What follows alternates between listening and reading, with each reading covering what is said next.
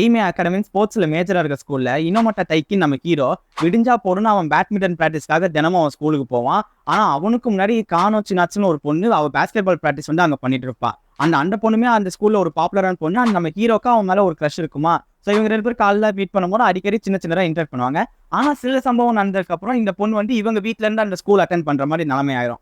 நம்ம ஹீரோ சும்மா இல்லாம நீங்க எப்பயாச்சும் நேஷனல்ஸ் போனா அதை நான் பார்க்கணும்னு சொல்லிட்டு அந்த பொண்ணுகிட்ட போய் வெளியேற்றி விட்டுருவான். அங்க இவனுக்கும் ஓகே இவங்க வந்து பாப்புலரான பொண்ணு, ஸோ நம்ம இவங்களுக்கு ப்ரொபோஸ் பண்ணா நம்மளும் நேஷனல் அளவுக்கு போனாலும் கெட்டா இருக்குன்னு சொல்லிட்டு இவனுக்கும் வெளியேற்றிப்பான். ஸோ அங்க இருந்து இவங்க ஸ்கூல்ல பர்சனல் லைஃப் எப்படி போகுது, இவங்களோட ரெஸ்பெக்டிவ் ஸ்போர்ட்ஸ்ல இவங்க நேஷனல்ஸ் போனாங்களா இல்லையா, இதுக்குன்னா நடுவில் இவங்களோட ரொமான்ஸ் வந்து எப்படி மலர்ந்துச்சு, இதான் ப்ளூ பிளாக்ஸ் அனிமையோட ஸ்டோரி.